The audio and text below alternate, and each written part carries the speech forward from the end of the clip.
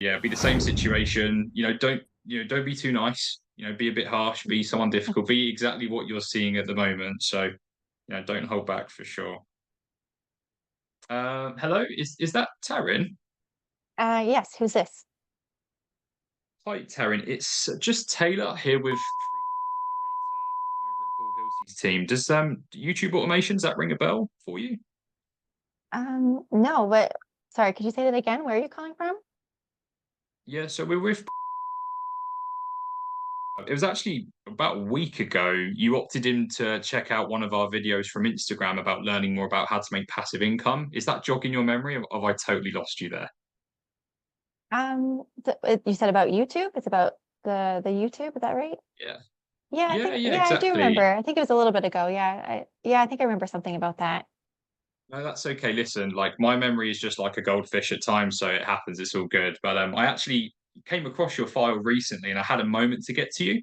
I noticed that you've obviously opted in, and I guess I was curious to understand what actually brought you to learn more about what we do in the first place. Well, I saw it come up on Instagram, and I saw Paul, and he's so young, making lots of money. So I just Yeah, thought it might be a good option for me. makes sense. And curious as well, have you only just known about Paul for the last week, or have you known about him from before? No, it's pretty recent. I think only about a couple of weeks or so. Okay, so you're still pretty new to him. And curious on that as well. So like we come across people from all walks of life. Like what is it that you do? I'm a dental assistant. Dental assistant. And okay, has that been something you've done for a long time? New to that as well? Yeah, I've been doing it for over 10 years now, so it's been a while. 10 years. So you're just a newbie there. Yeah. Yeah, pretty much. Makes sense. Cool. So yeah, I mean that's over the last 10 years. So I'm curious to understand that then. Like what's brought you to look at YouTube automation rather than just doing more of that? You've been doing it for a while. Yeah, it's good. I'm just not sure if it's all I want to do. But I feel like I've kind of come to a point where it's just not providing the lifestyle that I want to have. So I just want to have more funds available. Okay, makes sense. Absolutely. That's a lot of people in your shoes, I believe, are wanting the same, especially in the Western world. So, interestingly enough, with making these kind of decisions, doing a new thing to earn income, it's a big decision for a lot of people, especially that have jobs. And I suppose, is this something that you kind of will need? I'm not sure if you have a spouse or not, or if they're like a very important people in your life that are really there to guide you with making those decisions, or is this something you're doing purely by yourself and you can run with it by yourself? Yeah, just by myself. Yeah, I can make decisions. I don't have a spouse or anything like that. That's okay. No worries. And I suppose with regards to coming back to your dental assistant role, like, do you like what you do for a living? It seems so, but I don't want to assume. It has its times. I sometimes don't mind it. There's some good days and bad days. Sometimes you're just kind of running around with your head cut off most of the time. So it definitely can get to you by the end of the week. Well, I hope you still have your head on your shoulders. That sounds a bit rough, but it doesn't sound like things are going awfully for you, so that's not too bad. Interesting to understand then, I guess, what would you even change about, I suppose, what it is that you're doing or even the amount that you're making, if you could change anything there at all?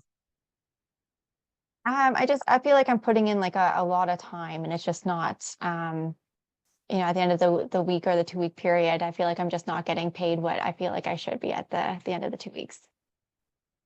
So I Interesting. just want to be able to have more time for myself, not feel like I'm working all the time. You mentioned something really interesting. Circling back, you mentioned you're not you're not feeling like you're getting paid what you should. Can you define that for me? Like, what's behind that? It's just a lot of hours, and it's a very busy role. So you just get very exhausted. You just kind of get burnt out. So it's just Hold on. That's major. Burnt out. That doesn't sound great. What do you mean burnt out? I just you just kind of get to these slums where you're like, "Ah, I've had enough of this. You're just not sure if you want to kind of continue with that role, because it just gets to you. Like I feel like a lot of people kind of probably feel that way with their job at one point or another. That doesn't sound great. How long have you felt that way for? That, feeling burnt out, like fed up of it all? How long? It's, not too long, probably within the last, like, few months. It's, I guess, probably really getting to me. Right. So after 10 years, it's only been these last few months. So how have these last few months been for you? That doesn't sound great. Yeah, it's definitely, I mean, that's the reason why I kind of was looking into to other opportunities, right, and seeing what else I could do out there, because it's just getting a little bit right now to be a little bit too much.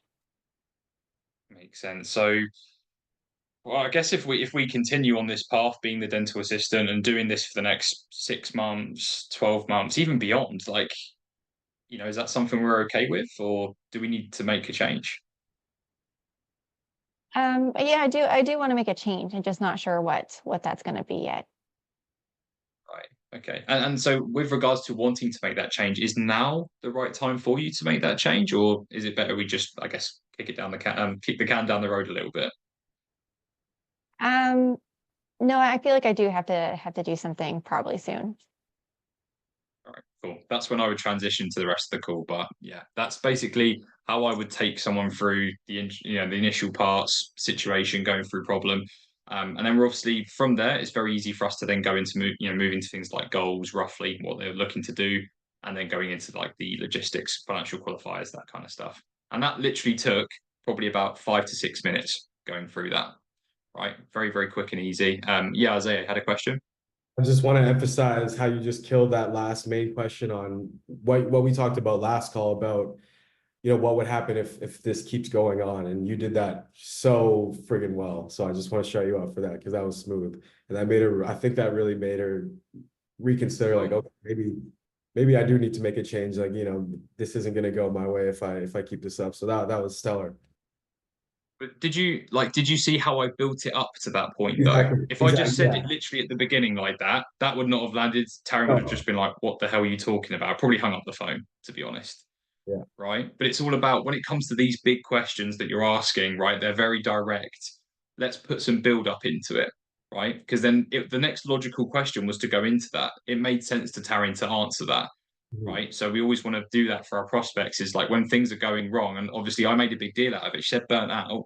She said it like it wasn't a big deal, but I Yeah. made it a big deal because it is. Being burnt out is crap. No one wants to be burnt out. So like, hold on a second, like burnt out, that doesn't sound great. Like, what's that been like? That's when we're digging into more of the issues. They're talking about things that they don't like, which makes them want to get away from their situation a lot more, Yeah. right? So that's when it's perfect to go through things like what makes now the right time, why this rather than something else, all those kind of things.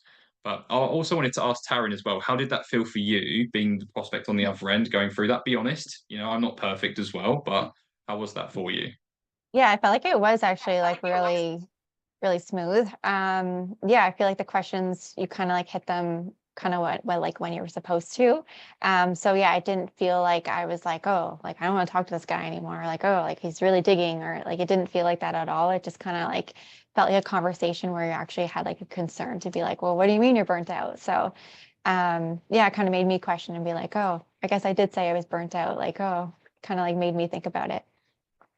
Yeah, you were kind of just saying it like it wasn't a big deal, like burnt out. It's like, oh yeah, just burnt out. You know how a job is. It's like, well, hold on, like that's not good. Like, what I mean? We kind of need to look at these issues that prospects have. Like, it's bigger than what they think. The reason they haven't made a change is because they stick their problems under the rug.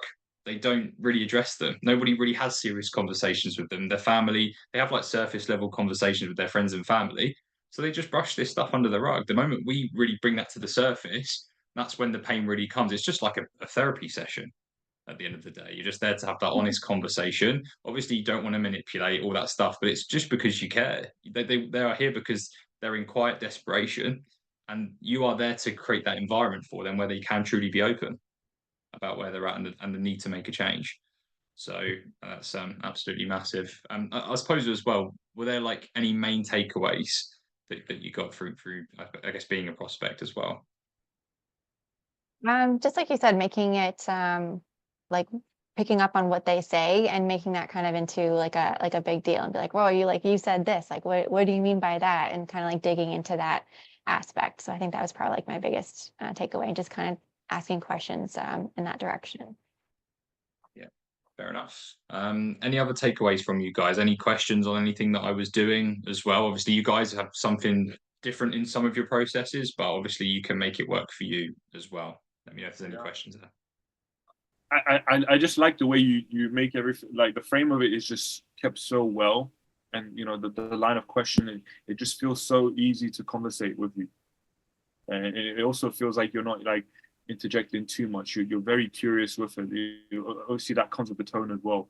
I feel like that's something my tone has got really good, just the way you speak it as well. So obviously bringing that tonality as well. And I know that there's people that sales trainers that talk about learn tonality and things like that, which is it's important, but rather than focus on like learning tonalities, like learn who you need to be, and then that tonality comes out already, right? Naturally, I'm very curious, I'm very concerned. So naturally that tonality of like me slowing down the conversation, showing that I am concerned, it's like that already automatically came through.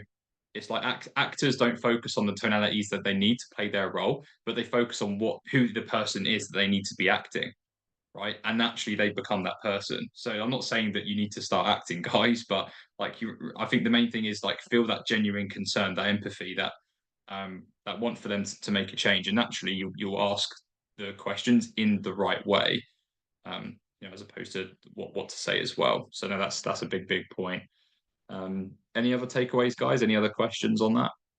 Yeah, can I say I have to commend the suaveness of the whole conversation. Suave. I haven't heard that in years, that word. Yes, sir. I think that although this was Where like did you find that, man? looking at your face, right? And you were just smooth with it, man. You were like, or should we? What was that phrase you used? Is it the right time to make the change now, or leave the can a little bit down the road, or something like that? Yeah, I kind of fumbled the words a bit, but yeah, something like that. I don't know what phrase is that. Kick the can down the road. It's not like I don't know where it comes from, but people talk about it when it comes from like just leaving things off for a little bit. All right, yeah, I just like that, that combined with with a little bit of a taking a step back with that. Just it was a smooth combo. It was a smooth combo. So yeah, that's my takeaway. Yeah, and did you notice as well, like, so when I was speaking with Taryn, sometimes I was leaning back in my chair, and then sometimes I was leaning in. I was like, that was my engagement, and naturally, like, you should always do that on your outbound calls, right? Even if they can't see you, kind of like imagine they are in front of you, and then naturally you'll have all the relevant body language that helps you ask the question in the right way. So it's like, all these little things. You don't just want to kind of be, right up against the chairs, lean back the whole time, because then you're just going to sound monotone.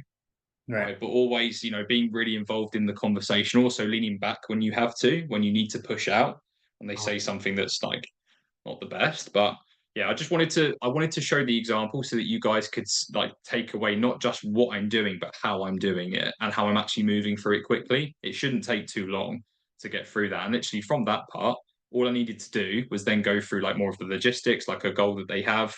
And then from there, we were going through more of the qualification points. That would have taken 10, 15 minutes. Well, it wouldn't have even taken 15. Right. But that's how quick you can do the calls, as long as you know what checkpoints to cover and just go through them swiftly. There was a lot of things that Taryn said early on that I could have probed and clarified on. I could have gone into loads of different rabbit holes, but I didn't. I kept that in my pocket. I just want to put those as notes, right? Because if we clarify and probe on everything, we're playing the role of the closer, right? Like the most important things are those checkpoints. Those are the things we want to know down and maybe clarify and probe a layer deeper into, right? But anything else, not worth it. It's not worth your time. So yeah, that's it.